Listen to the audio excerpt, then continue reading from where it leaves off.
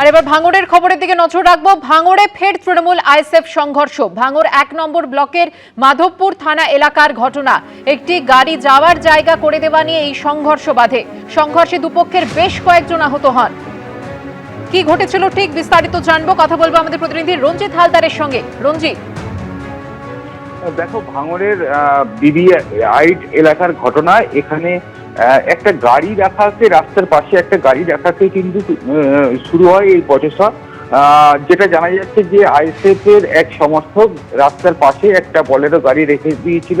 সেই গাড়ি সাইড করাকে কেন্দ্র করে তৃণমূলের মধ্যে বচসা হয় এবং সেই বচসা কিন্তু প্রথম থেমেও যায়। এরপরেই আইএসএফ এর পক্ষ থেকে যেটা অভিযোগ করা হচ্ছে যে তৃণমূলের কর্মী সমর্থকরা তারা আইএসএফ এর বাড়িতে গিয়ে বেশ কয়েকজনকে মারধর করে এবং সেক্ষেত্রে আইএসএফ এর বেশ কয়েকজন কর্মী সমর্থকরা আহত হয়েছেন, এর মধ্যে মহিলারাও রয়েছেন।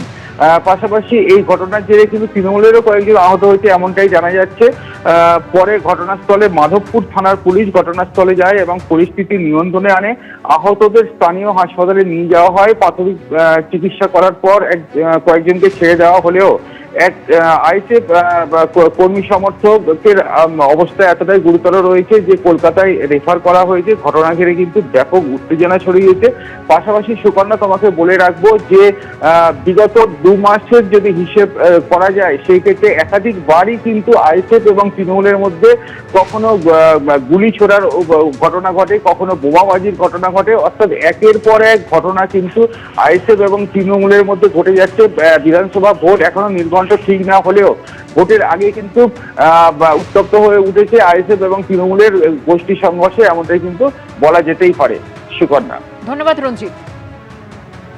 মালদা চাঁচলে শুভেন্দু অধিকারীর সভা শুরুর কয়েক ঘন্টা আগেই মঞ্চ থেকে শুভেন্দু অধিকারীকে মালদার মাটিতে পা না দিতে দেওয়ার হুঁশিয়ারি সুর শোনা গিয়েছিল মালদা জেলা তৃণমূলের সভাপতি আব্দুর রহিম বক্সির গলায়।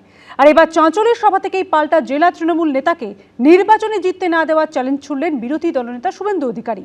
সব মিলিয়ে সরগরম মালদার রাজনীতি।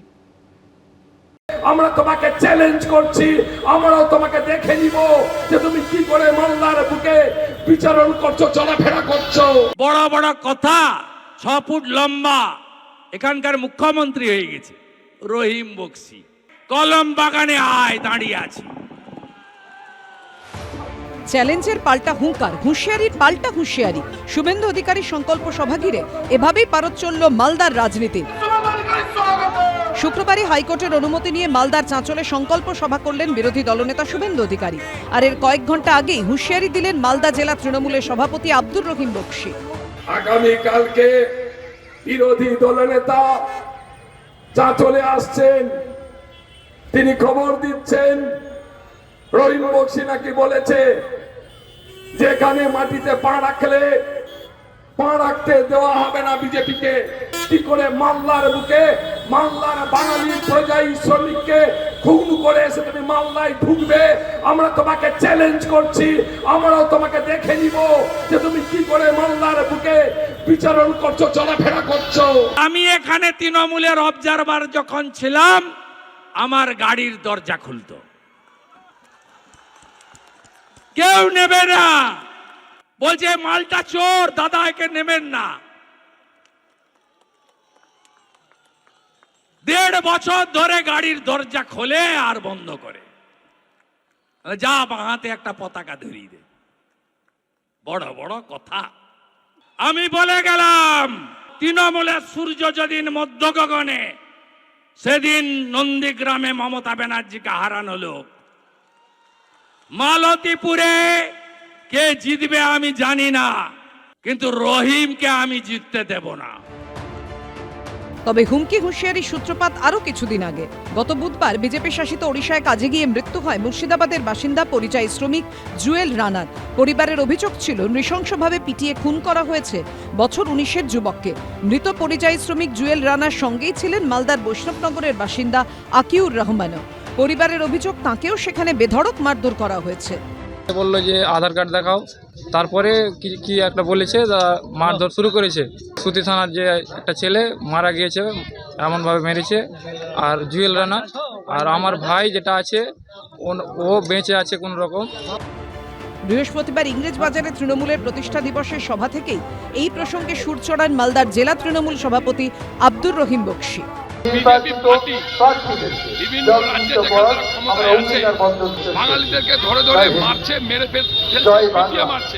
এটা যদি দ্রুতগতিতে বন্ধ না হয় তাহলে সত্যি সুন্দর অধিকারীকে মালদার মাটিতে নামতে সাধারণ মানুষ দিবে না, পরিযায়ী শ্রমিকের পরিবাররা নামতে দিবে না। তৃণমূলের জেলা সভাপতি জানেন না যে কার রাজনৈতিক ক্ষমতা কতটুকু। উনি এমনভাবে কথাগুলো দীর্ঘদিন ধরে বলেন যেন মালদা জেলা যেন ওনার পৈতৃক সম্পত্তি। উনি এখন তৃণমূলের কেষ্টমণ্ডল হওয়ার চেষ্টা করছেন।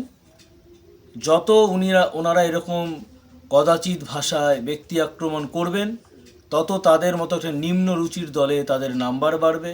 তারা যে বলেন যে বিভিন্ন রাজ্যে বাঙালিদের উপর অত্যাচার হচ্ছে, এগুলো সর্বৈব মিথ্যা কথা। সব মিলিয়ে বিধানসভা নির্বাচনের কয়েক মাস আগে সরগরম মালদার রাজনীতি। অভিজিৎ চৌধুরীর রিপোর্ট, এবিপি আনন্দ, মালদা। যে ঘটনা ঘটেছে তা বাঞ্ছনীয় নয়, আলোচনায় মিটিয়ে নিলে ভালো হতো। জুনিয়র ডক্টরস ফ্রন্টের ভাঙন নিয়ে মন্তব্য চিকিৎসকদের একাংশের। তাদের আশা অটুট থাকুক জুনিয়র ডক্টরস ফ্রন্ট, আগের মতোই চলুক আন্দোলন। আন্দোলন থেকে সরবেন না, নিজের মতো করে আন্দোলন করবেন বলে জানিয়েছেন অনিকেত। দাবি নিহত চিকিৎসকের বাবার। নিচ্ছেন না রাজ্য সরকারের সিনিয়র রেসিডেন্টশিপ পোস্টিং। শুক্রবার সাংবাদিক বৈঠক করে ঘোষণা করেন অনিকেত মাহাতো। আগের দিনই এক্সিকিউটিভ কমিটি তৈরি নিয়ে মতভেদে ছেড়েছেন জুনিয়র ডক্টরস ফ্রন্ট। যদি আমি একটা অ্যাবসার্ড পরিকল্পনা করি, একটা আনডেমোক্রেটিক পরিকল্পনা করি, আনলফুল পরিকল্পনা করি, তাহলে আমি যেই বডি তৈরি করি না কেন, যেই কমিটি তৈরি করি না কেন, সেই কমিটিকে দিয়ে আমি যে ধরনের ওয়েস্ট বেঙ্গল অভয়ার ন্যায় বিচারের যে অপূর্ণ ধারা, থ্রেড কালচারের ধারা, রাজ্য সরকারের বিরুদ্ধে একাধিক পদক্ষেপের প্রশ্ন থাকছে, তাহলে সেই অপরিকল্পনীয় ধারা আমি তৈরি করব কিভাবে? তাহলে এই জায়গাটাকে মতভেদের জায়গা যখন চূড়ান্ত রূপ নেয়, তখন আমি পদত্যাগপত্র পাঠাই এবং পদত্যাগ করি। আমরা অত্যন্ত হতাশ হয়েছি। আমরা শুধু এই আন্দোলন আজকে প্রথম নয়, আমাদের অনেক মতনৈক্য হয়েছে, অনেক মতবিরোধ হয়েছে, সেগুলো আমরা বসেই আলোচনা করেছি এবং তার সলিউশন আমরা বাইর করেছি। সেখানে হঠাৎ করে অনিকেত দার মতো একজন সামনে থাকা নেতৃত্বের হঠাৎ করে এরকম পদত্যাগ দেওয়া আমরা অবাক হয়েছি। আপনারা জানেন এতদিন ধরে ওয়েস্ট বেঙ্গল জুনিয়র ডক্টরস ফ্রন্টের যে আন্দোলন সেটা এইভাবেই পরিচালনা করা হতো। 5 জন ট্রাস্টি মেম্বার ছিলেন, সেই 5 জন ছাড়া বাকি আরও যে মেডিকেল কলেজের সবাইকে ইনকর্পোরেট করে আরও বড় কমিটি করা হোক, এটা নিয়ে আমরা সর্বসম্মতিক্রমেই সিদ্ধান্ত নিয়েছিলাম এবং সেইভাবেই আমরা কমিটি ফরমেশন করেছিলাম। এবার সেটা কিভাবে এই ট্রাস্টের সঙ্গে সংযোগ স্থাপন করবে সেটা নিয়ে মতনৈক্য হয়েছে। তো সেটা আমরা বসে মিটিয়ে নিতে পারতাম, কিন্তু সেটা থেকে একেবারে পদত্যাগ করার যে সিদ্ধান্তটা আচানক, এটা আমরা হতাশ হয়েছি এবং আমরা অবাক হয়েছি। অনিকেত মাহাতোর পদত্যাগ নিয়ে সরব হয়েছেন নিহত চিকিৎসকের বাবা, সরব হয়েছে চিকিৎসকদের একাংশ। অনিকেতের সঙ্গে আমার সরাসরি কথা হয়েছে এবং সে বলেছে যে আমি কাকু আন্দোলনের সঙ্গে থাকবো। আমি হয়তো ক্ষমতায় থাকবো না, কিন্তু আন্দোলনের সঙ্গে এবং WBJDর সঙ্গে আমি সবসময় আছি। এই ক্ষেত্রে কি আন্দোলনে কোনোভাবে একটা দুর্বল হয়ে গেল না আপনার কি? না, এটা আন্দোলন আরও করতে হবে, আরও মানুষকে একটা আমরা যদি আদালতে কোনো পজিটিভ কিছু পাই, অবশ্যই মানুষ আবার ঝাঁপিয়ে পড়বে এবং আন্দোলনে আবার অংশগ্রহণ করবে। আমরাও বোঝানোর চেষ্টা করব ওদের যে আমরা একত্রিত হয়ে একসঙ্গে লড়াই করতে হবে। লড়াইটা খুব কঠিন, একসঙ্গে না থাকলে হবে না।